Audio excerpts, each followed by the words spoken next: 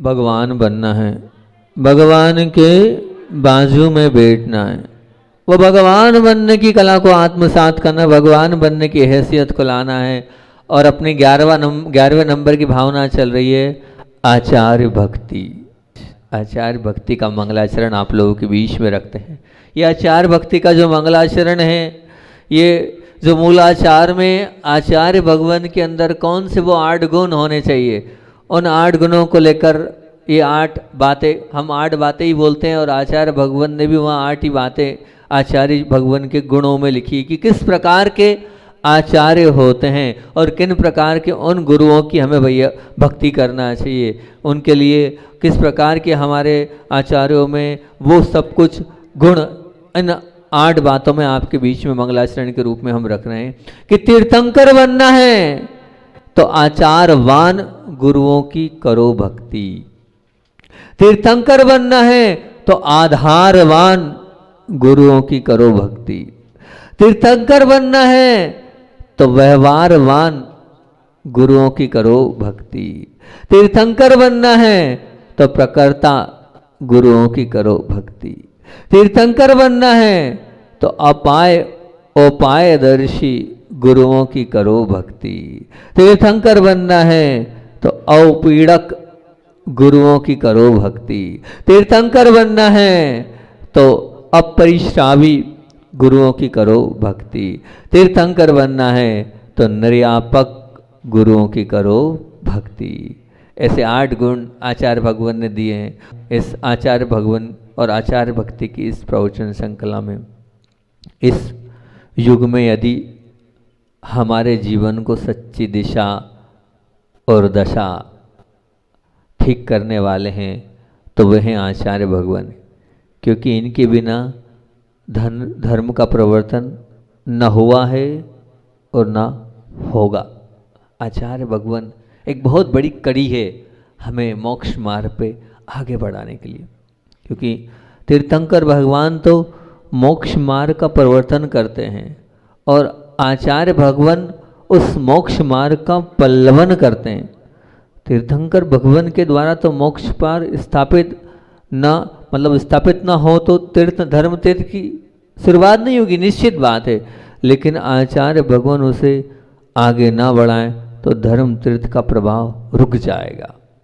तो इस धर्म तीर्थ का प्रभाव जो चल रहा है, उस प्रवाह में अगर गति कोई प्रदान करते हैं तो उस गति को प्रदान करने वाले होते हैं वो आचार्य भगवान। वही इस धर्म प्रवाह में गति को आगे बढ़ाते चले जाते हैं। जिस तरह से वो नदी आगे बढ़ती चली जाती है, ऐसे ही ये धर्म आगे बढ़ रहा है। तो आगे बढ़ने में आचार्य भगवान की बहुत अहम भूमिका होती है। इसीलिए आचार्य भगवान को बहुत महान और बहुत उत्कृष्ट माना गया है। उनकी वो भूमिका अहो भूमिका होती है। और कहते हैं, क्या कहते हैं, आप लोग बार बार पढ़ते हैं, जो आचार्य भक्ति करे है सो निर्मल आचार धरे हैं। अर्थात जो आचार्यों की भक्ति करता है उसका निर्मल आचार होता है। क्या हुआ इसका तात्पर्य? मतलब आचार्यों की भक्ति करने से हमारे मन में पवित्रता आती है कि हमारा चारित्र निर्मल बन जाता है। इसलिए आचार्य भगवान की जितनी आप भक्ति करोगे, जितना अंदर से आप समर्पित होगे उनके प्रति, उतने आपके अंदर निर्मलता आएगी। हम अगर निर्मल बनना चाहते हैं तो आचार्य भगवान की वैयावृत्ति, आचार्य भगवान की भक्ति, आचार्य भगवान के गुणानुराग, आचार्य भगवान का बार बार स्मरण होना चाहिए। उनके स्मरण से हमारे अंदर निर्मलता आएगी तो हम निर्मल बनने की उस आचार्य भक्ति में शामिल हों। और बार बार इसीलिए सुबह और शाम हम आचार्य भक्ति करते हैं। आचार्य भक्ति कर कर अपने पापों का प्रक्षालन करते हैं, क्योंकि वो आचार्य भक्ति, उसके माध्यम से हमारे दोष दूर हो जाते हैं। तो ऐसी उस भक्ति को कर कर हम अपने आप को बहुत, अपने पाप कर्मों को बहुत कम करने की श्रृंखला से जुड़ते हैं। आचार्य बहुत गरिमापूर्ण स्थान है। ये कोई उपाधि नहीं है, ये एक दायित्व है। ये एक संघ संचालन का जो संघ के नायक होते हैं, जिनके माध्यम से संघ की परंपरा आगे बढ़ती है, ऐसा वो बहुत बड़ा दायित्व एक आचार्य परमिष्टि के पास होता है।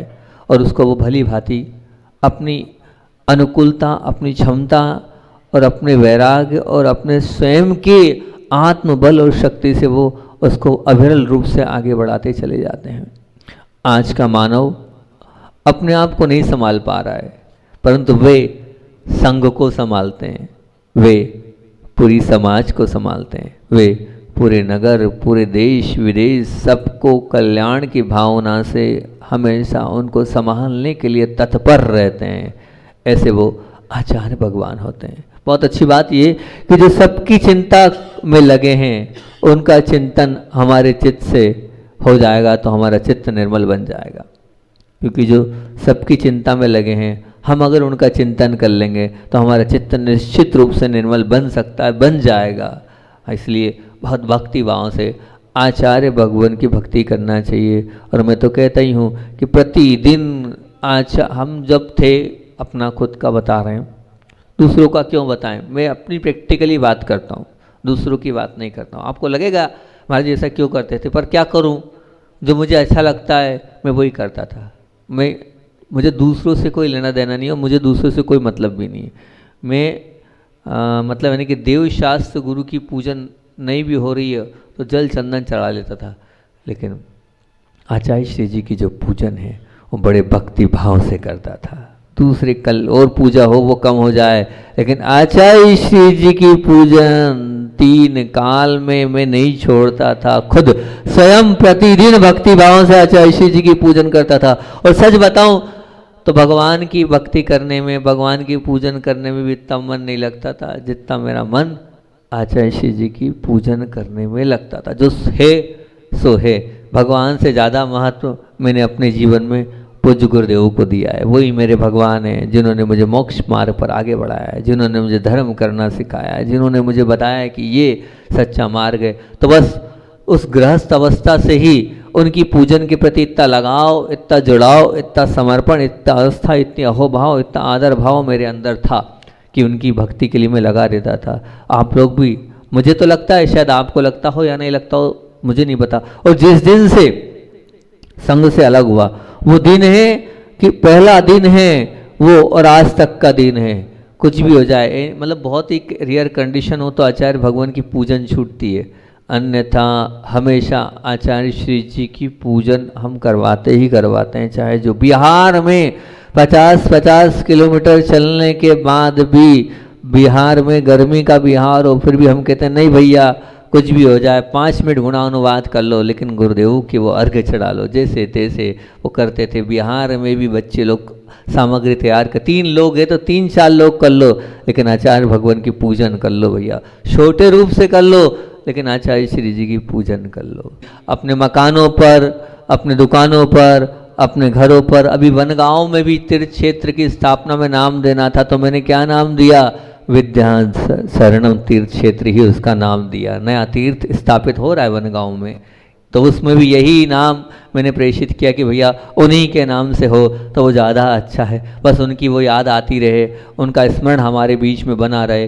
तो इसीलिए हम ये चाहते हैं कि कम से कम कितना करना है, आचार्य भगवान का वो अर्घ्य चढ़ाना, इतना ही करना है, और ज़्यादा कुछ नहीं करना। और हो सके तो एक माला आचार्य श्री जी के नाम की हो जाए तो और अच्छा, और आनंद आ जाएगा। तो हम यहाँ समझें कि हम आचार्य भगवान की भक्ति में और उन्हें याद कर रहे हैं। पूज्यपाद स्वामी ने भी बहुत अच्छी बात वहाँ पर कही है कि सर्वार सिद्धि में परहित संपदन में एक आचार्य भगवान, मतलब क्या बोला यहाँ, स्पष्ट रूप से बोला आचार्य वर्यम के लिए क्या बोला है, परहित संपन्नम एक कार्यम आचार्य वर्यम, मतलब दूसरों का कल्याण जो निमित्त बनते हैं वो कहलाते हैं आचार्य भगवान। ये उनका महत्वपूर्ण गुण है। और वास्तविकता में उन्होंने अपने जीवन में बहुत से लोगों का कल्याण किया है। और एक और बात बोलते हैं वहाँ पर, आवाक विषयम वपुषा मोक्ष मार्गम निरूपयंतम,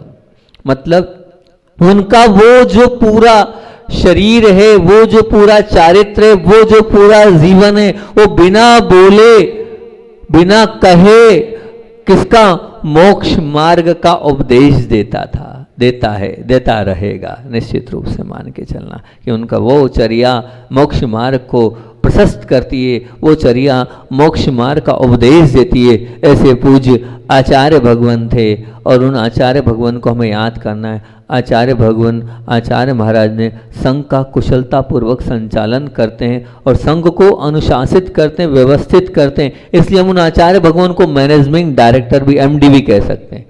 वो क्या थे? मैनेजमेंट डायरेक्टर भी कह सकते हैं उनको।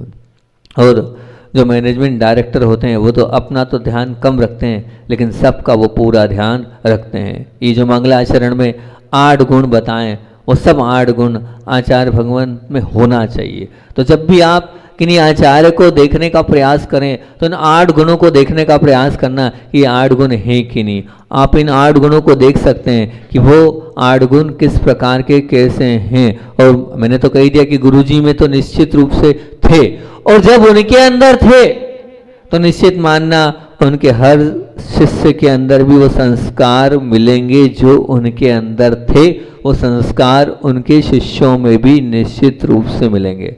और मजे की बात तो ये है कि जब हम इतिहास को उठा के देखते हैं तो इतिहास को उठा के देखते हैं तो आचार्य भगवान के साथ सबसे अधिक साथ रहने का अगर सौभाग्य अगर किसी को मिला है तो सबसे अधिक सौभाग्य अगर मिला है तो वो मिला है मम शिक्षा गुरु आचार्य भगवान समय सागर जी महामुनि राज को। सबसे अधिक समय लगातार आचार्य भगवान के साथ अगर करीबी से रहें तो वो रहें समय सागर जी, पूज्य अभिनव आचार्य भगवान समय सागर जी महाराज उनके साथ संघ में रहे हैं।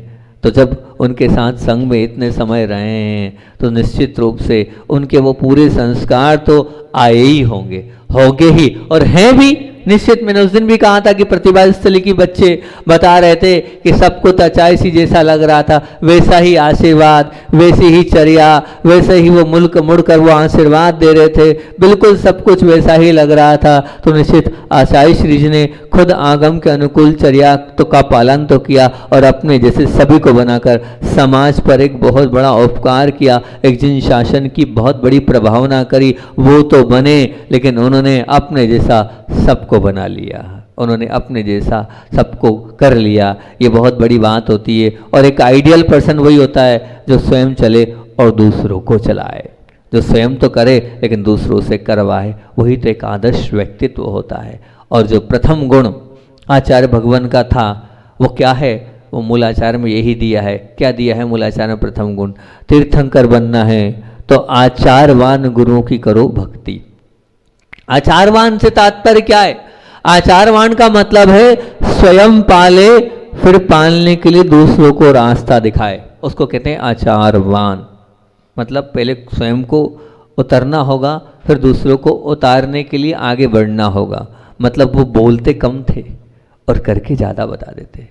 खुद की क्रिया में जो दक्ष होता है वो आचारवान गुरु ही का आचारवान गुण का धारक होता है। और वो खुद की हर क्रिया में वास्तविकता में, मेरे शब्दों में बोलूं तो अल्टीमेट थे।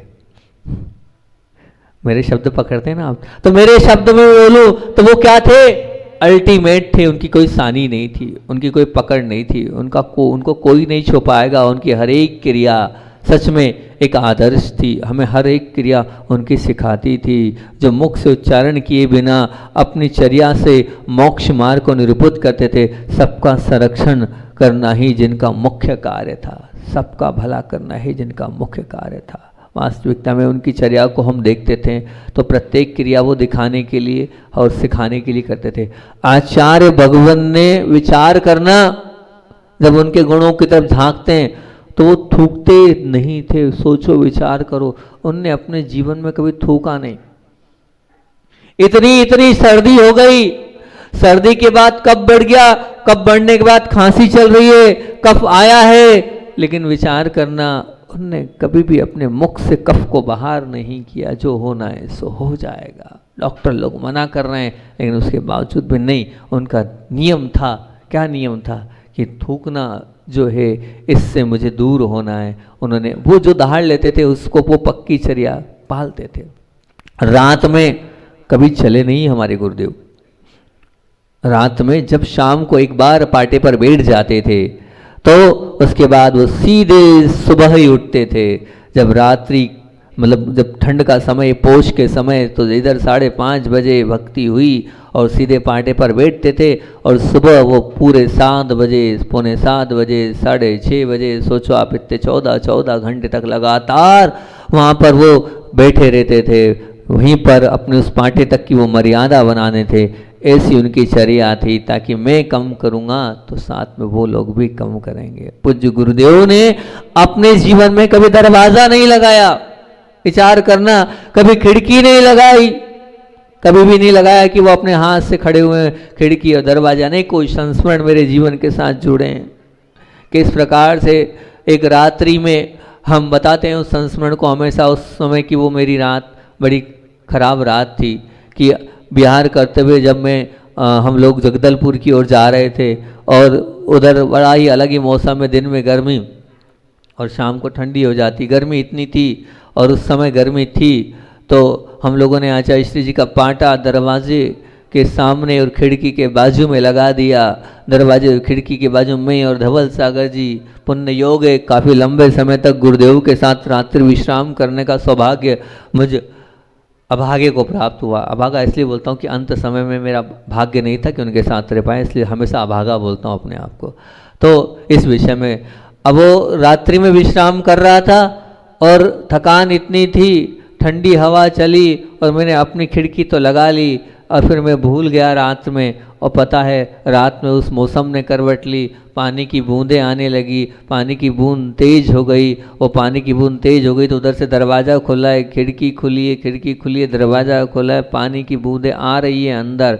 अब बहुत जब पानी की बूंदें आने लगी, जब हमें बहुत ज़्यादा ठंड लगने लगी कि इतनी ठंड क्यों लग रही भैया, देखा, आंखें खोली। पहले तो हम पहले ही नींद में अपनी खिड़की तो बंद कर चुके थे, अब ध्यान नहीं रहा हमें। फिर ज़्यादा ठंड लगी, नींद खुली, देखा दरवाजे खुले, खिड़की खुली है, 12:30 बज के लगभग बात है कि, और देखा उधर तो दृश्य देख रहा हूँ, गुरुदेव आसन लगाकर पद्मासन में बैठे हैं और पूरा पानी की छींटे उनके ऊपर आ रहे हैं, वो गीले हो रहे हैं, पर ना तो खिड़की बंद कर रहे हैं और ना ही वो किसी प्रकार की क्रिया प्रतिक्रिया कर रहे हैं। वो कैसे, दरवाज़ा खुला है, बाहर का उजाला आ रहा है और बिल्कुल चमक रहे हैं और ध्यान में लीन है एकदम। उस छवि को देखकर मुझे बड़ा विकल्प हुआ कि मैं सो रहा हूँ, सोने के बावजूद भी क्या कर रहा हूँ, अपनी खिड़की लगा ली। लेकिन देखो गुरुजी रात को 12, 12:15 बजे उठे, अब क्या पता कब से उठें, कब से पानी चल रहा है, कब से हवा चल रही। अब विकल्प में था, तुरंत खिड़की लगाई, दरवाजे लगाए, सब किया और धीरे से देखा कहीं कोई ब्रह्मचारी जी मिल जाए तो नेपकिन बुला के कम से कम पाटा पूरा निथर रहा है पानी में और गुरु जी गीले रहेंगे। फिर जो है एक ब्रह्मचारी जी को देखा, वहाँ से उनको बुलवाया, उन्होंने वो पाटा पोंछा, फिर उसके बाद उनका प्रक्षालन किया, पर फिर भी वो बिल्कुल बैठे रहे। अब हमें क्या नींद लग रही, आकुल व्याकुल हम भी हो गए, हम भी बैठे रहे, बस रात भर ये सोचते रहे कि कितना बड़ा उपसर्ग हमारे कारण हुआ है। सुबह जब गुरुदेव से बोला, आचार्य भगवान क्षमा करें, हमने अपना तो ध्यान रखा लेकिन आपका ध्यान नहीं रखा, पर अगर आप आचार्य भगवान थोड़ी सी खिड़की बंद कर लेते तो क्या हो जाता।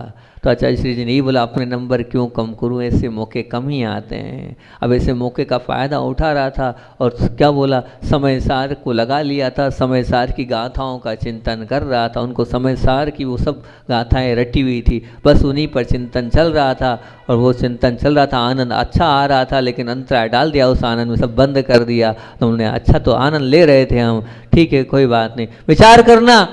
तो उन्होंने यही कहा कि खिड़की में क्यों बंद करूं, काय को बंद करूं, चाहते तो कर सकते थे लेकिन सहन करते गए। ये ऐसी चर्या पाल कर उन्होंने बता दिया क्या, किस प्रकार की वो चर्या होती, किस प्रकार का वो सामर्थ्य होता है, किस प्रकार से साधु को अपने जीवन में जीना चाहिए। वो जीने का तरीका पूज्य गुरुदेव वहाँ पर बताते हैं, सिखाते हैं, समझाते हैं, ऐसी चर्या का पालन वो करते हैं। आपको अभी बताया था कि डोंगरगढ़ में भी हमने आपको बता रहे हैं कि अपनी चर्या वो ऐसी पालते थे और उस चर्या का पालने का उद्देश्य क्या था। आचार्य श्री अस्वस्थ थे, अस्वस्थ इतने हो गए थे, स्थिति परिस्थिति इतनी बिगड़ गई थी कि आचार्य श्री जी को चलने में भी जो है असुविधा होती थी। उस समय जब आचार्य श्री अस्वस्थ थे और 2 महीने का केशलोच का उनका आपको बताया उत्कर्ष चर्या का पालन करते थे। 2 महीने में हमें केशलोच करना है या नहीं करना है।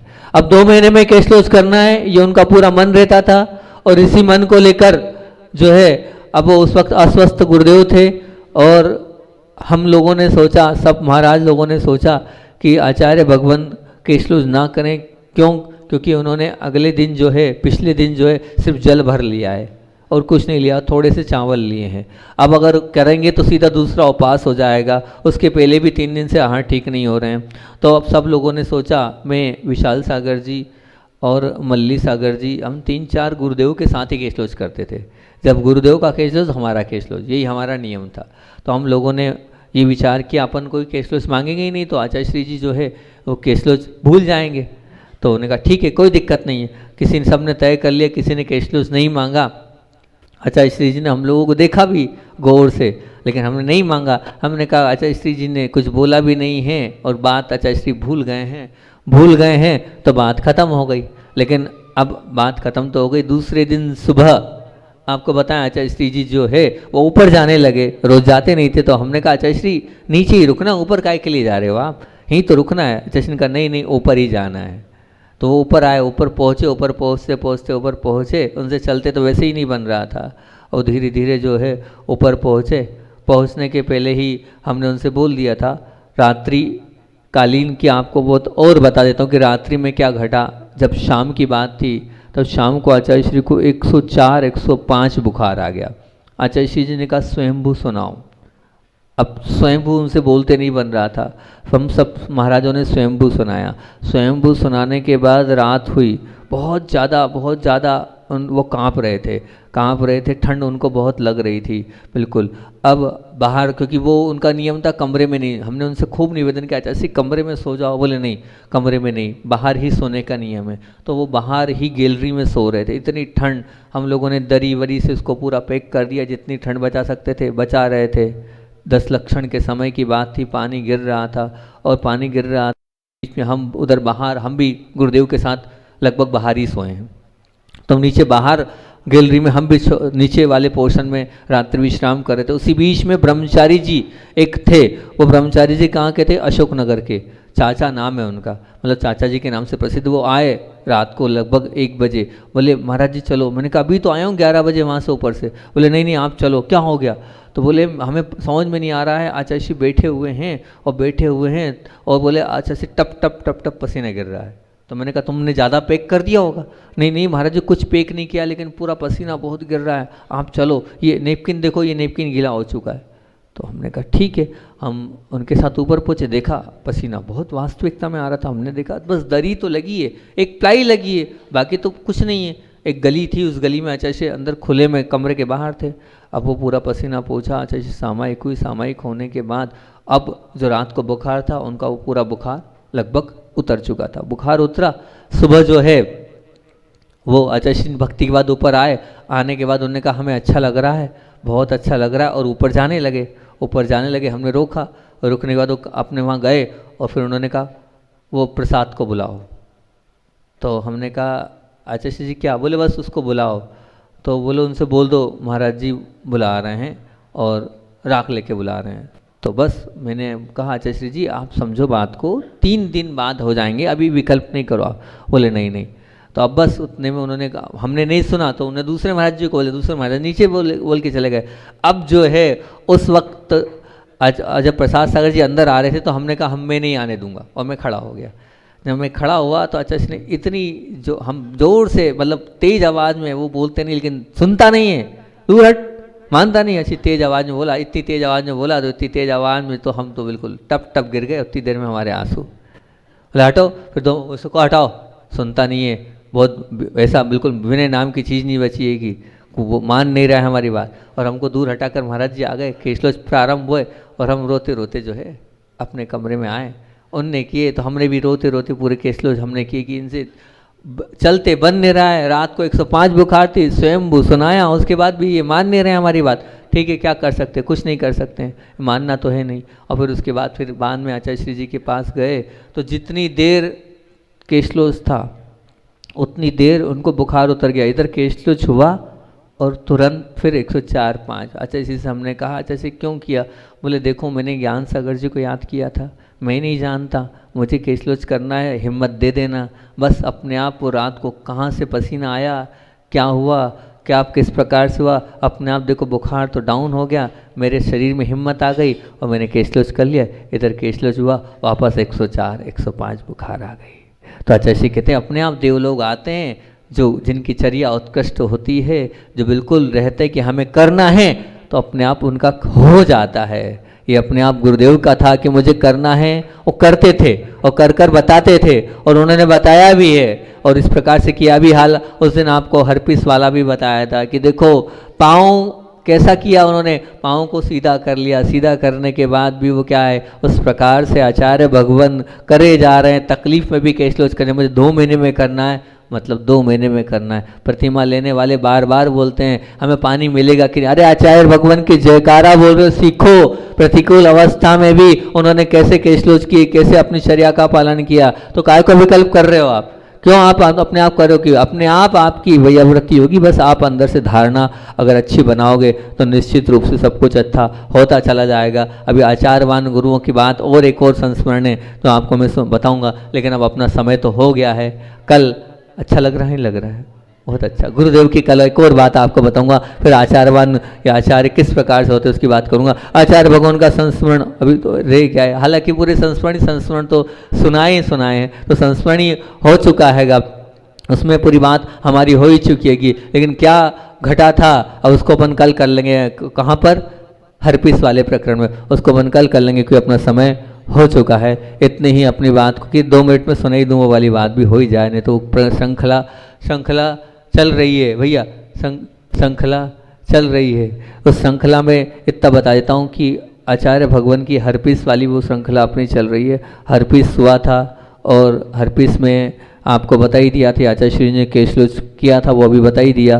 और आप पारणा के लिए हुए, अब आचार्य श्री जी से बोला तो आचार्य श्री ने बोला अंग और उपांग फोल्डिंग सिस्टम वाले होते तो बहुत अच्छा रहता, जब खराब हो जाए जब बदल लें। लेकिन क्या करें, हमारा ये पैर ऐसा है कि वो बिल्कुल केशलोच भी नहीं उसने करने दिए और परेशानी में भी हमने केशलोच किए। ठीक है, कोई बात नहीं, अपने कर्म का उदय है और अपने कर्म के उदय से सब कुछ हमें सहन करना ही है और सहन करते ही जा रहे हैं। बस सामर्थ्य भगवान दे कि और सहनशीलता बढ़ती चली जाए। उसी बीच में क्या हुआ, पवित्र सागर जी महाराज जी को बहुत तेज बुखार आ गया, तो सब लोगों ने कहा कि आचार्य श्री जी इनकी सामर्थ्य नहीं है। तो कहा बहुत अच्छी बात है, एक काम करो, ये उपास नहीं कर पाएंगे तो इनसे कह दो अपनी अनुकूलता जैसा हो वैसा ये कर लें, हम क्या कहें। तो सबने कहा आचार्य श्री बहुत अच्छी बात है, फिर तो अच्छा है, पूरे संघ को कहने को मौका मिल गया। आचार्य श्री जी अब आपको भी उपास नहीं करना चाहिए। जब आए बोले नहीं ऐसा थोड़ी होता है। बोले क्यों?